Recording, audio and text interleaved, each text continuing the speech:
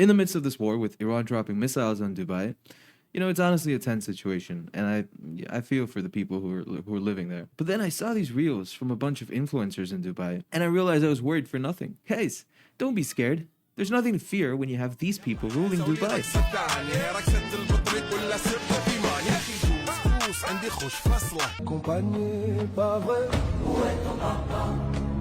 Between the 28th of February and the 4th of March, we collected 129 Instagram posts from 21 accounts. Our first finding, the wording across many of them was strikingly similar.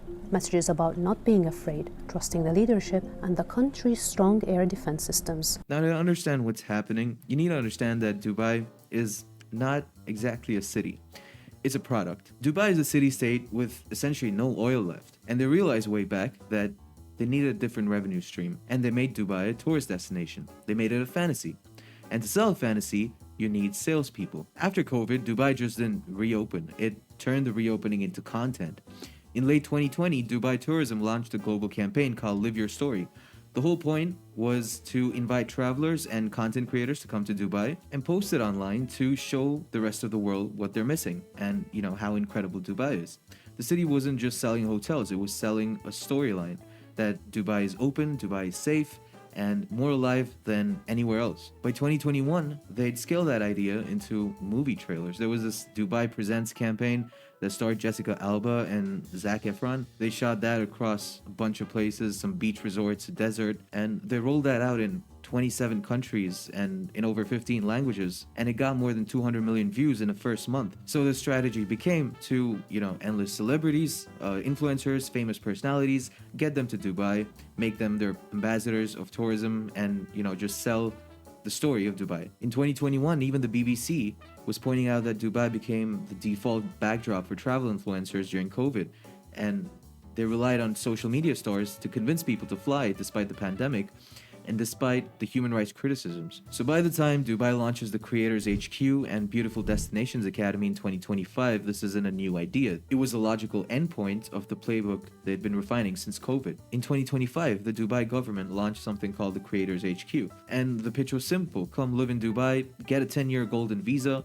full government backing, and just make content about Dubai. It was backed by Meta, by TikTok, and YouTube themselves. The stated goal was to get 10,000 influencers living in the UAE, creating a permanent content pipeline, just showing how incredible Dubai is. So the Creators HQ has a bunch of resources for content creators. So in the membership, you get your golden visa nomination and relocation services, access to recorded workshops, access to studio spaces. Then in April 2025, they launched the Beautiful Destinations Academy. It was a government-funded 3-month influencer training program, and they paid you to attend.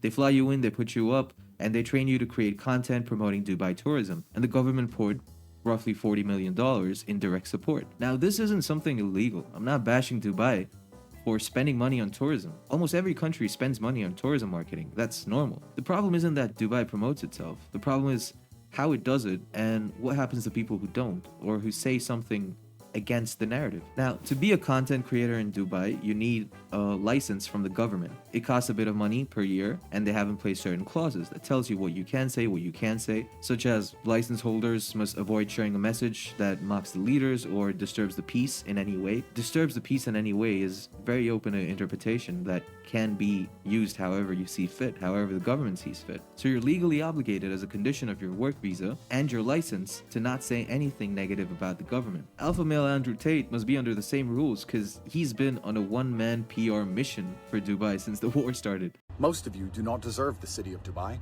You do not deserve to live in a country where the leaders actually want the best for you. They don't want to steal all your taxes. They don't want to import people who are going to murder you. The people who come here work hard and respect the place. They want to build a utopia where there's world-class services, absolute safety and security, and they're doing it all for free. They don't even take your money from you. They let you keep your money so that you can send your kids to the best schools, so you have the best hospital access, so you can buy a nice car, so you can live in a nice place. They let you keep all of your money. And the second that Dubai is in trouble, the second that the reputation of this utopia is in trouble, you run away like a coward. You're like one of those girlfriends who leaves when her husband's business is down. You're worth nothing. Terrible analogy, by the way. If Dubai is looking out for its residents' best interests, they want them to buy a nice car, they want their kids to go to a nice school, then why is leaving for their best interests when there's a war happening cowardice? Why isn't that just people looking out for their own best interests? That's what Dubai is all about. Dubai has been and will be a place for rich people. All right, Dubai is a rich person's playground.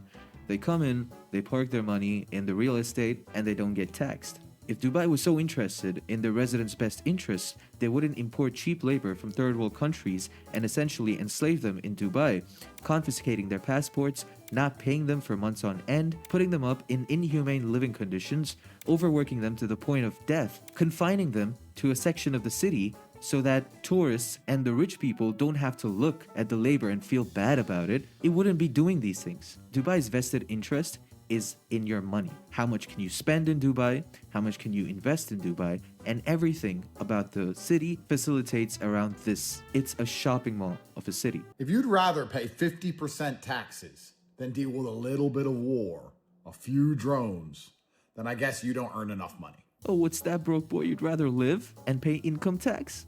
Ugh, disgusting. EU governments are concerned by Dubai's success. The people who can't afford to live in Dubai are jealous of those who can. This mass hate campaign is state-sponsored attempts to claw ultra-high net worth individuals back into tax brackets and crime, with a sprinkle of broke people jealousy. I think most of the hate is organic. Most of the hate that you're seeing for Dubai is a direct result of Dubai's insane marketing these past years. All of the people like Andrew Tate and these gurus who keep telling you to come to Dubai and make money, people have had enough with that. This obscene display of wealth and excess, it tends to put people off. If anything is state-sponsored, it's Andrew Tate and people like him who are trying to push the narrative that Dubai is still safe in the midst of this war with bombs dropping, and that people are walking around the city and the malls are bustling, nothing's happening, and everyone's just having fun and laughing at the rest of the world for thinking that something's going on in Dubai.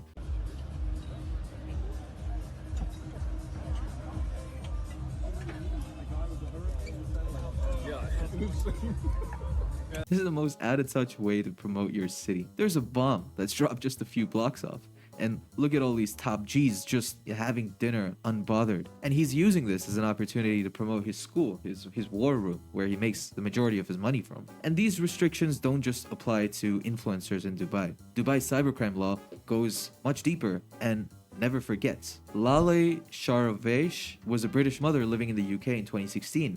She posted 2 comments on Facebook about her ex-husband's new wife, calling her a horse. That's it. She wasn't in Dubai. She wasn't talking about Dubai.